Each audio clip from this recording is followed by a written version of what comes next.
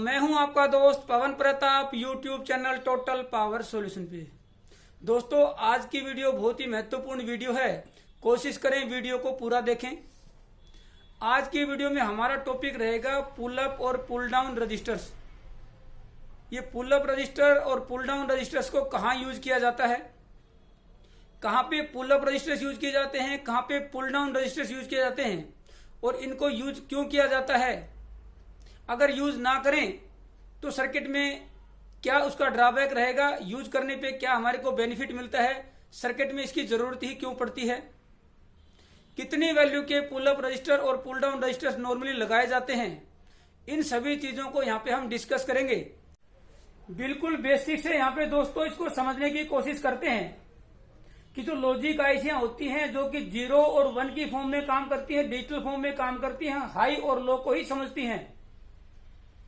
Logic families में हो सकता है टीटीएल हो, सीएमएस हो, कई तरह की लॉजिक फैमिलियां होती हैं। यहाँ पे एक एग्जांपल लेके इसको समझने की कोशिश करते हैं। मान लेता हूं मेरे पास एक माइक्रो कंट्रोलर है जिसकी किसी भी एक डिजिटल पिन पे मैंने स्विच को कनेक्ट किया है एज ए इनपुट।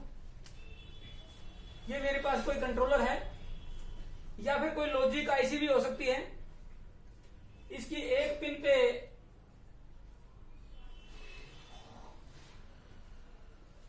किसी एक डिजिटल पिन पे मैंने यहाँ पे एक स्विच को कनेक्ट कर दिया है इस तरीके से, और किसी दूसरी पिन से जो कि डिजिटल पिन है वहां पे मैंने एक रिले को कनेक्ट कर दिया है। अब इसके अंदर मैंने प्रोग्राम क्या राइट किया है कि जैसे ही इस नंबर पिन के ऊपर मान लेता हूं D2 है, ये D6 है, D2 पिन के ऊपर जैसे ही 5 वोल्ट आएगी तो मैं D6 को हाई कर दूंगा, यानी कि रिले को ऑन कर दूंगा। आगे ट्रांजिस्टर वगैरह लगे हैं उसको हम ड्रॉ करने की जरूरत नहीं है। और जैसे ही D2 लो होती है तो मैं यहाँ पे D6 को लो कर दूंगा, यानी कि रिले को ऑफ कर दूंगा। ये छोटा सा प्रोग्राम मैंने यहाँ पे राइट किया और उसके लिए ये आपका हार्डवेयर है। अब यहाँ पे क्या है कि जैसे ही मैं स्विच को प्रेस करता हूं तो ये आपका कनेक्ट हो जाता है 5 वोल्ट से और आपके यहाँ पे आ जाएगी 5 वोल्ट। जैसे ही 5 वोल्ट आएगी तो मैं यहां से 5 वोल्ट यानी कि हाई निकाल दूंगा। ये सिंपल है। लेकिन जैसे ही स्विच को मैं ऑफ करता हूं तो यहाँ पे लो हो जाएगा और लो होने की कंडीशन में मैं इसको 0 सेट करूंगा और यहाँ पे इसको लो करके रिले को ऑफ कर दूंगा। ये सिंपल सा है। लेकिन ऑफ की कंडीशन में क्या होता है कि यहाँ पे ये प्रॉपर तरीके से 0 नहीं होता है, क्योंकि हमारे आसपास जो है इलेक्ट्रोमैग्नेटिक वेव्स होती हैं। जैसे हमारे कुछ अप्लायंसेज होते हैं, हमारे कुछ इंस्ट्रूमेंट होते हैं, मोबाइल है, टीवी है, रेडियो है, या कोई और तरह का कोई भी आपका इंस्ट्रूमेंट हो सकता है, जिसकी वजह से इलेक्ट्रोमैग्नेटिक वेव्स आपके सराउंडिंग में वहां पे मूवमेंट करती रहती हैं, प्रेजेंट होती हैं। और उन इलेक्ट्रोमैग्नेटिक वेव्स की वजह से इलेक्ट्रोमैग्नेटिक इंटरफेरेंस यहाँ पे होती है इस पिन पे, क्योंकि जो इलेक्ट्रोमैग्नेटिक इंटरफेरेंस वेव्स हैं उनको यहाँ पे इसको पाथ मिलता है और यहाँ पे वोल्टेज इंड्यूस हो जाती है, वोल्टेज यहाँ पे बढ़ जाती है, जिसको हम फ्लोटिंग वोल्टेज बोलते हैं। वो फ्लोटिंग वोल्टेज यहाँ पे बन जाती है। कितनी स्ट्रेंथ की इलेक्ट्रोमैग्नेटिक वेव्स और वहां पे प्रेजेंट है उसके हिसाब से हो सकता है यहाँ पे 2 वोल्ट भी बन जाए, हो सकता है 3 वोल्ट भी बन जाए। उस केस में मैंने स्विच को तो यहाँ पे ऑफ किया है, लेकिन फिर भी यहाँ पे वोल्टेज मौजूद है 2 या 3 वोल्ट, तो उसको ये जो है माइक्रो कंट्रोलर का जो सॉफ्टवेयर है वो उसको रीड करेगा और यहाँ पे रिले को ऑन कर देगा। यानी कि वो मिस वेव है, वो गलत सिग्नल हमने यहाँ पे रीड कर दिया और उसके हिसाब से हमने आगे ऑपरेशन भी कर दिया कि भैया ये हमने कोई एक यहाँ पे एक्टिविटी यहाँ पे आगे कर दी। तो यहाँ पे 2 वोल्ट भी बन सकती है, 3 भी बन सकती है, 4 वोल्ट भी बन सकती है। हालांकि वो फ्रैक्शन ऑफ मूवमेंट के लिए होती है, लेकिन इतने क्योंकि ये micro processor, micro controller fast होते हैं, उसको रीड करके आगे एक्शन वो कर देते हैं। मैं चाहता हूं कि स्विच ऑफ की कंडीशन में ये यहाँ पे परफेक्ट तरीके से 0 हो, इसमें किसी तरह की इंटरफेरेंस इलेक्ट्रोमैग्नेटिक या कोई भी यहाँ पे ना हो। उसके लिए मैं क्या करूंगा, एक सिंपल सा तरीका है कि यहाँ पे मैं इस माइक्रो कंट्रोलर की इस पिन पे जो कि ओपन थी, फ्लोटिंग वोल्टेज यहाँ पे बन गई थी, यहाँ पे मैं एक रेजिस्टेंस लगा दूंगा और उस रेजिस्टेंस का दूसरा एंड में कनेक्ट कर दूंगा ग्राउंड से। तो अब क्या करेगा, ये रेजिस्टेंस यहाँ पे कोई भी फ्लोटिंग वोल्टेज होती है तो उसको यहाँ पे ग्राउंड करेगा। तो यहाँ पे हमारे को परफेक्ट 0 वोल्ट मिलेगी। किस कंडीशन में, अगर हमने स्विच को ऑफ किया है। अगर हम इस स्विच को ऑन करते हैं तो जैसे ही स्विच को ऑन करूंगा तो ये 5 वोल्ट डायरेक्ट यहाँ पे आ जाएगी तो यहाँ पे हमारे को 5 वोल्ट मिलेगी। ऑफ की कंडीशन में ये ग्राउंड मिलेगी, क्योंकि करंट को अब यहाँ पे पास मिल गया है।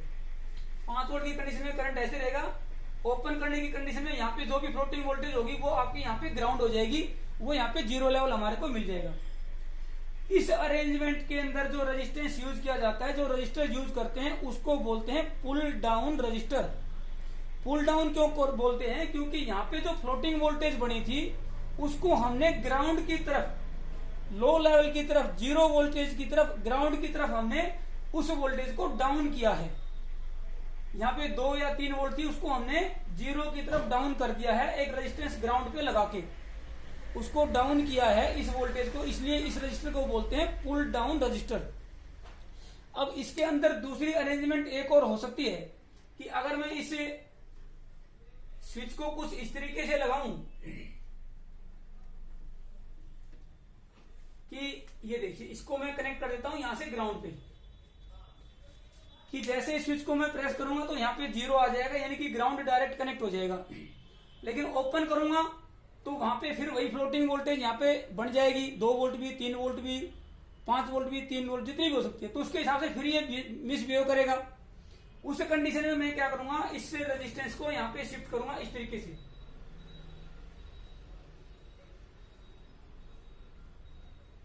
+5 वोल्ट रेजिस्टेंस को अब मैं कनेक्ट कर दूंगा +5 वोल्ट से। अब क्या होगा, जैसे मैं स्विच को प्रेस करूंगा तो यहाँ पे डायरेक्ट ग्राउंड मिल जाएगा, यानी कि 0 मिल जाएगी। जैसे ही स्विच को ओपन करूंगा, ऑफ करूंगा, तो इस रेजिस्टेंस के थ्रू यहाँ पे 5 वोल्ट मिल जाएगी।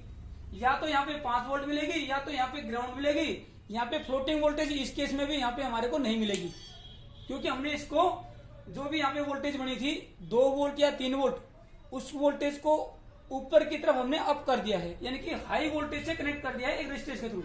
तो ये जो रजिस्टर यहाँ पे यूज किया गया है, जो कि 5 वोल्ट से कनेक्ट कर दिया गया है इस पिन के थ्रू, इस पिन को 5 वोल्ट पे कनेक्ट कर दिया गया है इस रेजिस्टेंस के थ्रू, तो इस रेजिस्टेंस को हम बोलेंगे पुल अप रजिस्टर, क्योंकि हमने यहाँ वोल्टेज को पुल अप किया है।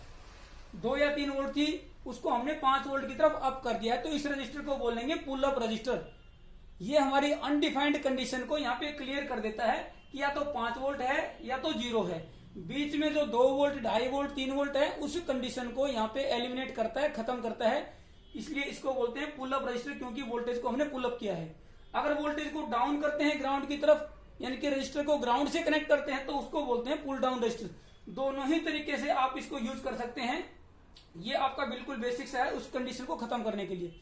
वो कंडीशन क्या होती है उसको भी मैं यहाँ पे आपको समझा देता हूं।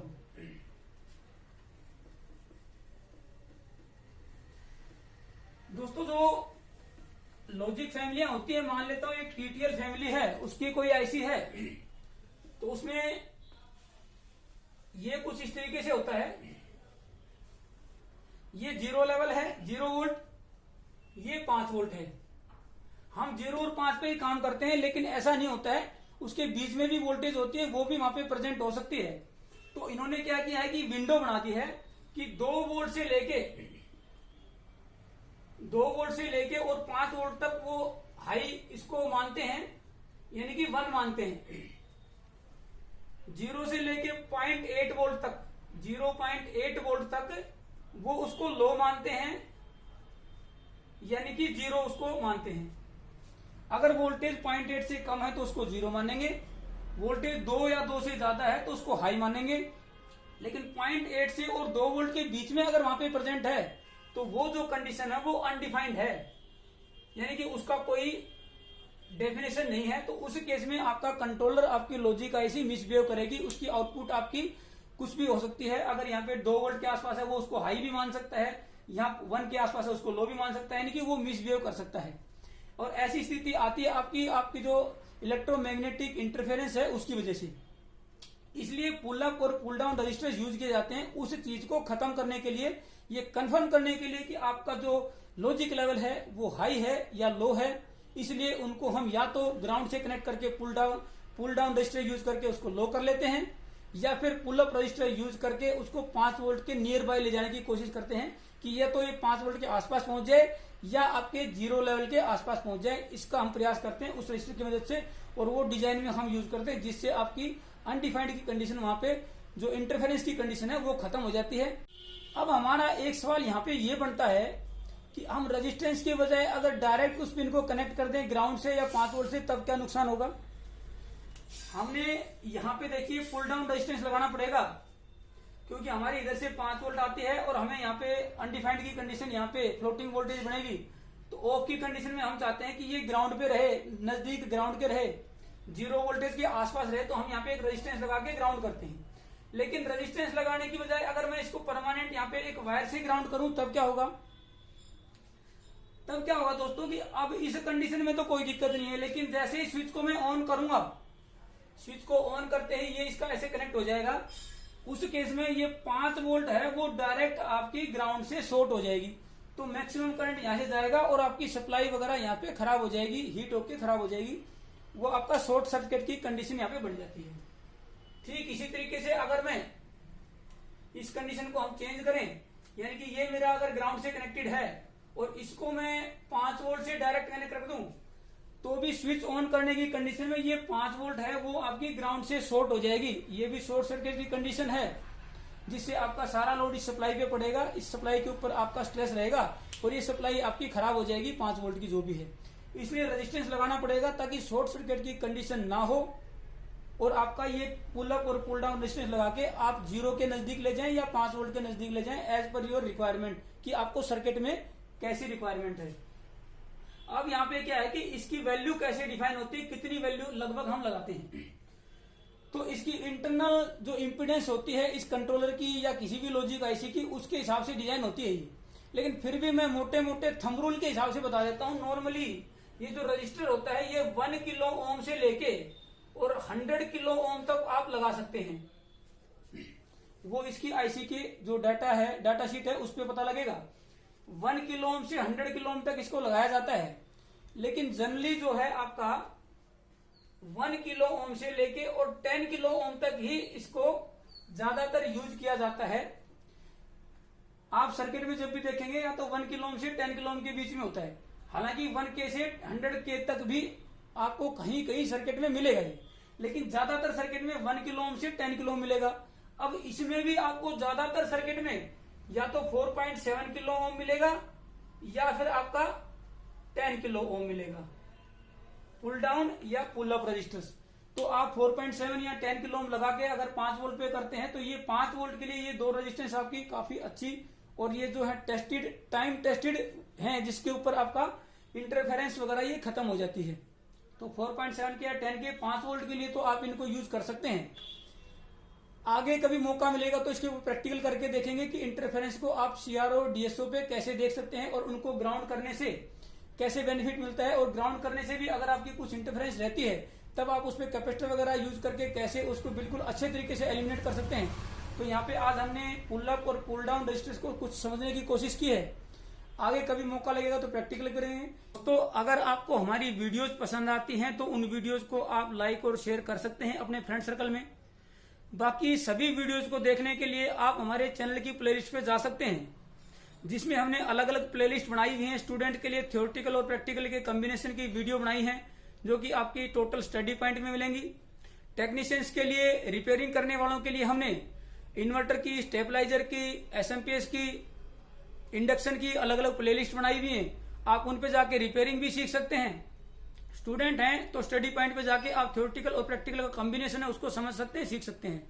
सभी वीडियोस को देखने के लिए आप हमारे चैनल की प्लेलिस्ट पे जाके वो वीडियोस देख सकते हैं। पसंद आती हैं तो उनको लाइक और शेयर जरूर करें। थैंक यू दोस्तों।